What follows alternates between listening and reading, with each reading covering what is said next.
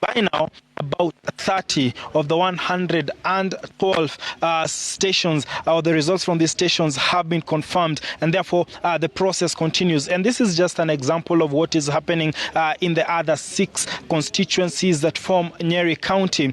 For example, in Madera, with about 201 stations, the last time I spoke to the officials in Madera, I was told that they were at about 40 stations confirmed. In Nyeri town, where we just came from, they were at about 60 out of 164, meaning they have about 100 to go.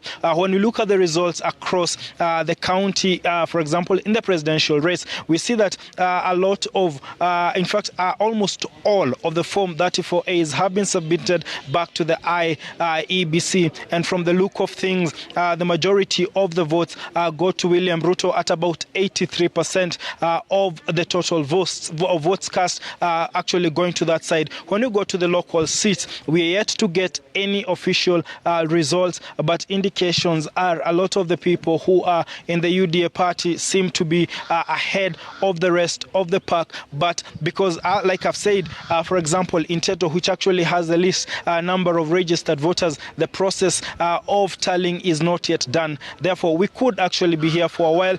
We understand that maybe from around 3 p.m. we could start receiving the results, the official results being announced. But before then, we continue to go around Nyeri County to look at how things are going, to look at how the tallying is going. But so far, there have not been any incidents. Save for yesterday, there were some delays here and there before the start of the voting process, but then that was compensated later. The only comment that we've had from a lot of the election officials here is that the voter turnout wasn't very impressive at about 50%, and therefore we continue to move on to see exactly what is happening. Security remains tight in this area. Every IEBC official with a strategic election material has an officer with them until they are handed over to the to the officers or to the IEBC officials who are actually tallying. And so from Nyeri County, that's how the situation is like. I take it back to you in studio. Yvonne, I'm Martin Monene.